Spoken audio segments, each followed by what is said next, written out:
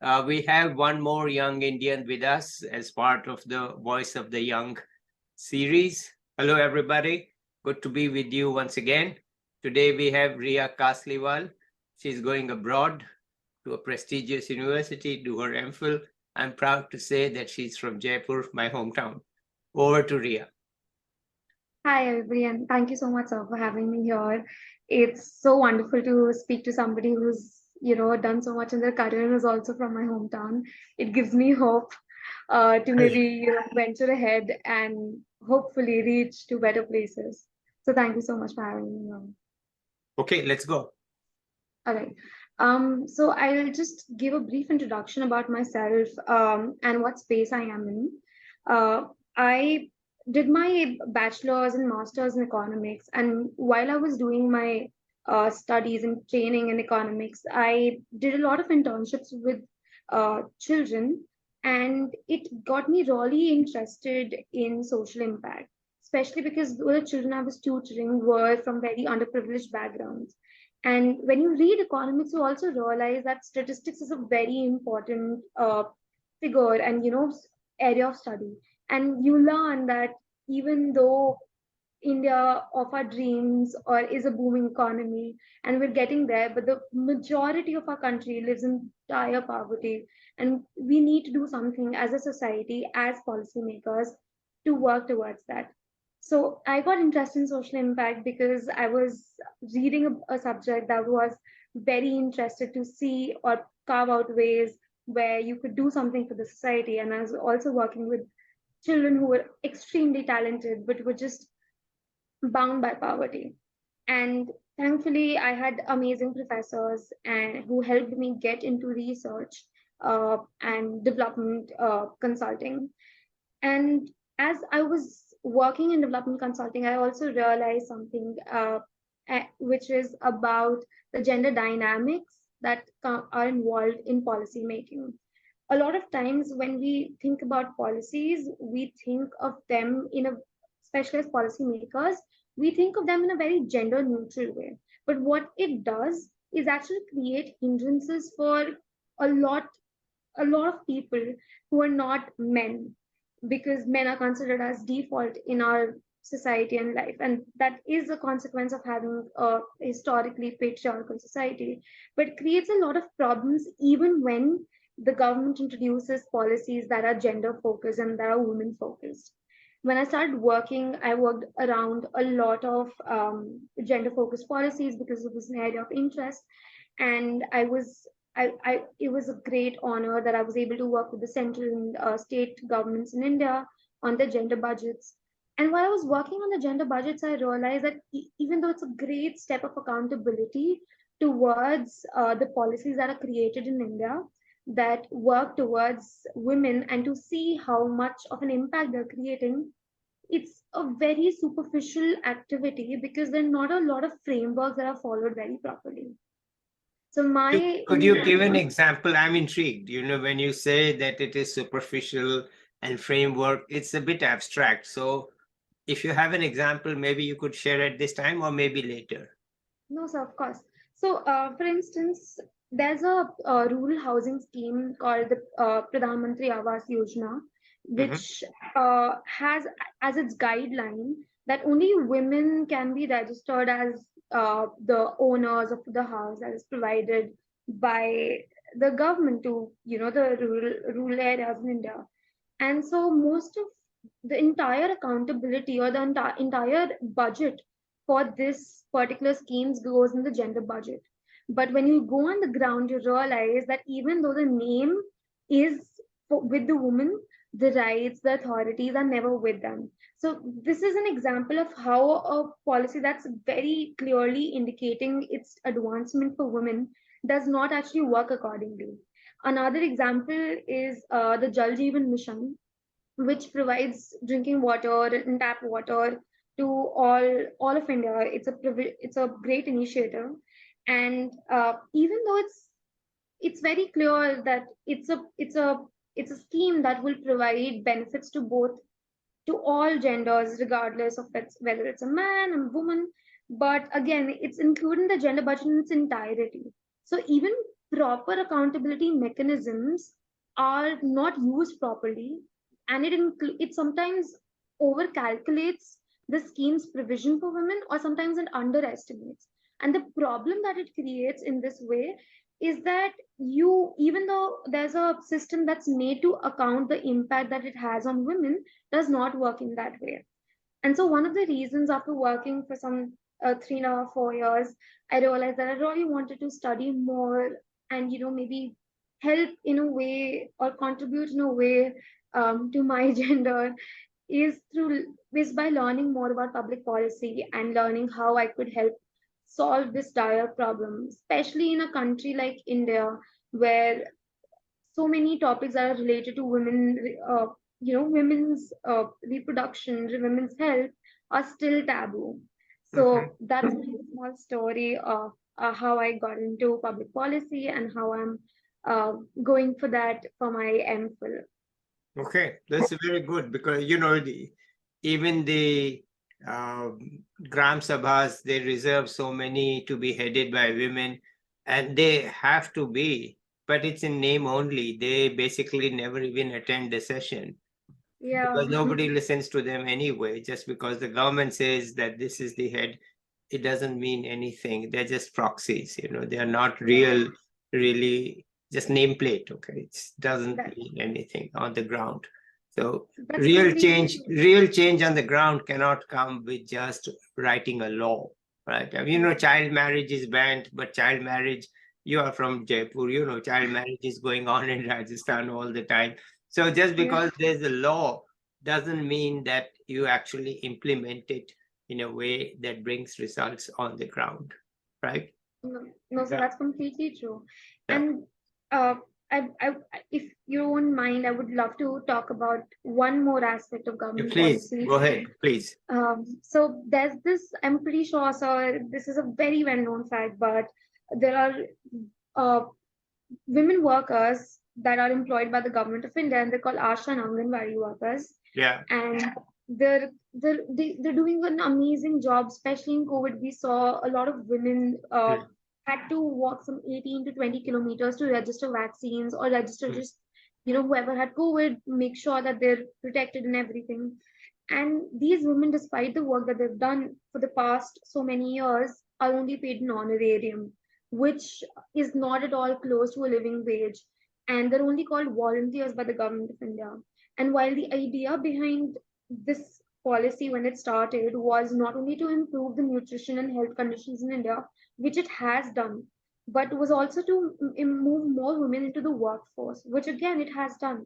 But the problem is that when you call women volunteers, even as government of India, even as an employers, and give them tasks that are basically extension of care work, which women anyway do in an unpaid fashion, then you're undervaluing their labor to a very large extent.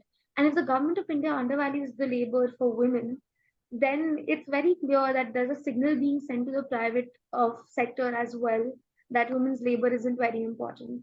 So that's another way where how even government policies that directly help women get get mobility, get agency, get income, are also somehow undermining their agency and mobility.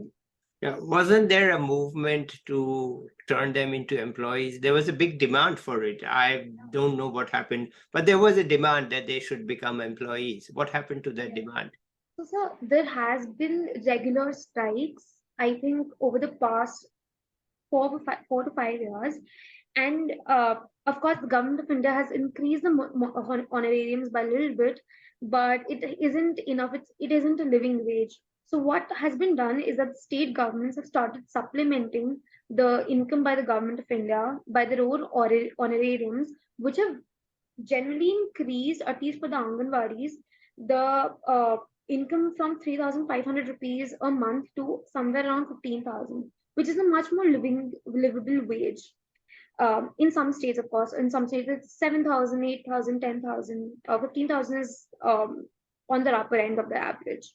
So this movement, the people revolution, has led to at least there being some, pressure on the state government to do this. But ASHA workers are still suffering in the same way.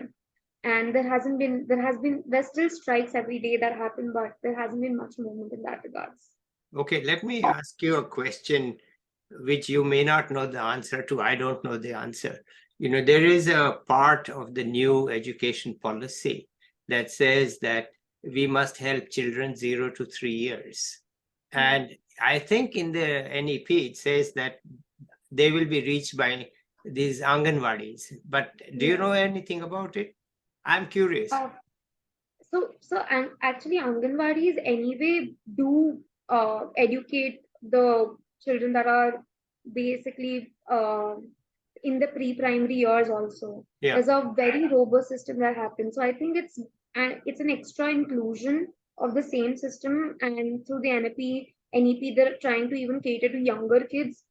But that was already happening in some fashion. I think it's basically to maybe put more pressure so that that gets done for sure, and all the child infant problems or health issues that happen are even kept under aren't allowed to get worse, but are kept under control. Mhm. So I think that was already happening. Maybe it's an extra inclusion of that same system. Yeah, okay, fine. No, I don't want to talk more about it because I just was curious. Anyway, so let's continue with your thoughts and ideas. Okay. Okay. So yeah, so as I was saying, that's one of the main reasons that I'm actually trying to.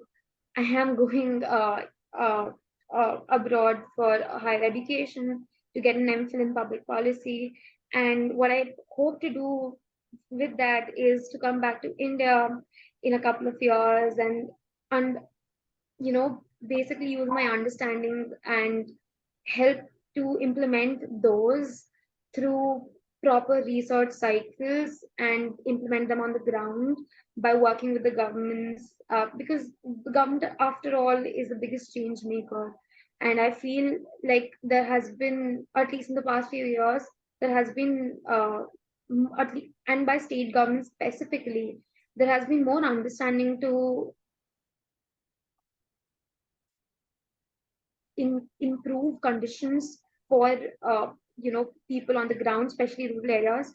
And there has been this pressure to improve people's lives because of SDGs as well that have to be achieved by 2030, hopefully. So yeah, that's my main aim, and I have been trying to work towards it, and I hope to maybe meet some more collaborative people in the future who help me guide through this process and help make this come true. Okay, it's very good.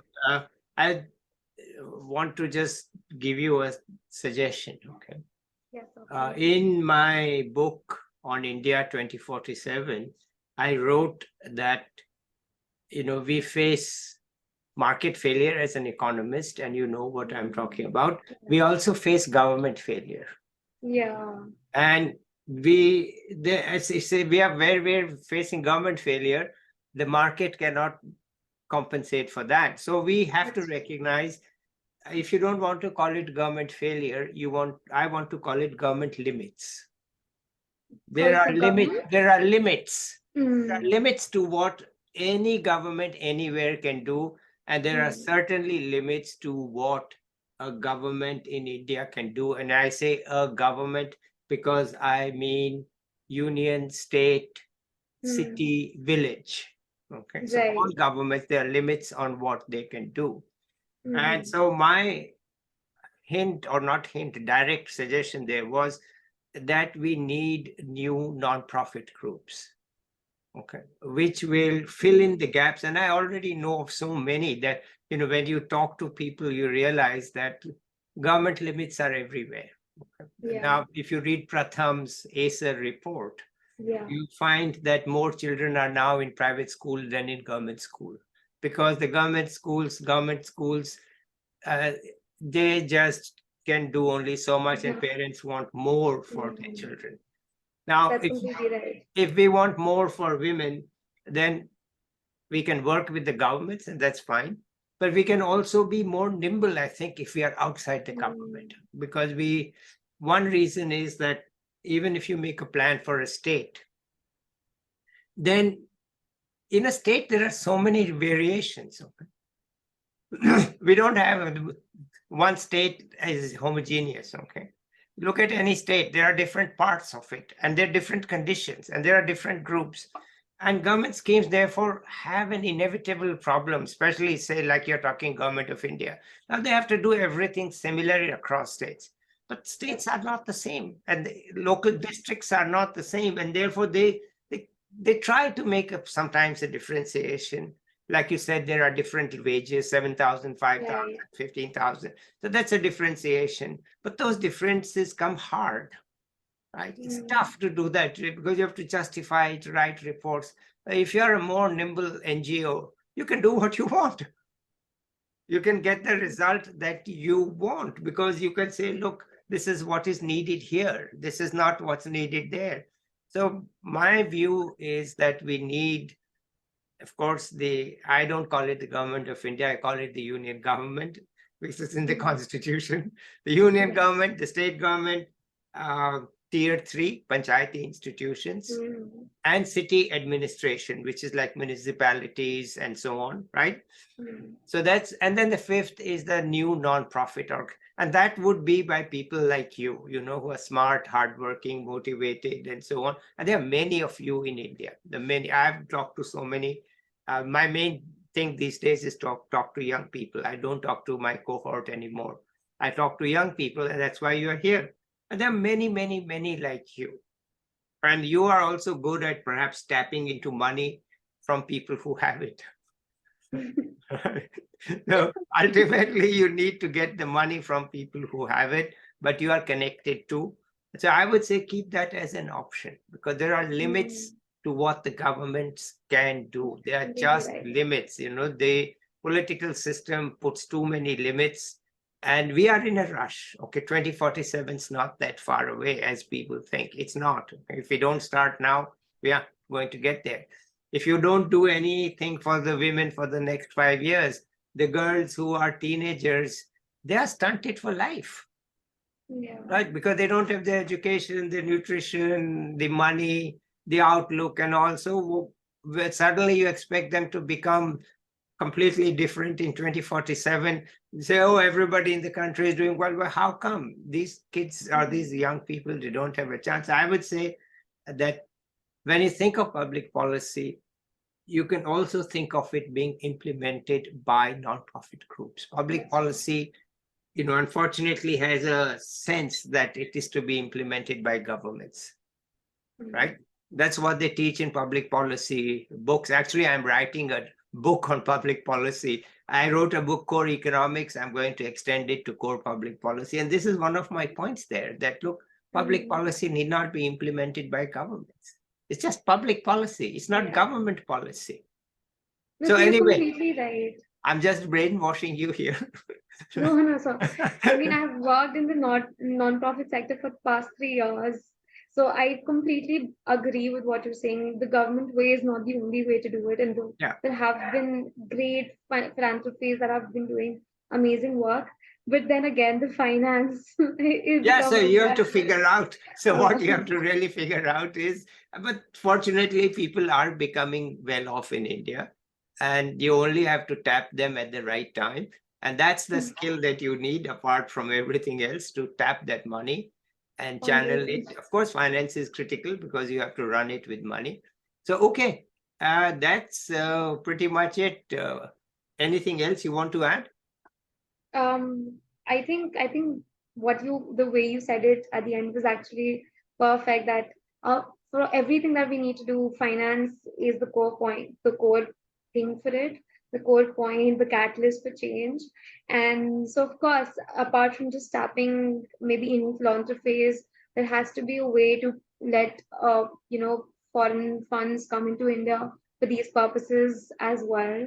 And I hope there becomes a much more transparent and a better way for that to happen as compared to now. Because only then, like you said, once we have the finance, we will able to not only cultivate a better environment through government policy, but through non-profit organizations as well. So Yeah. that's all. Okay, great. Ria, it's really been great to talk to you.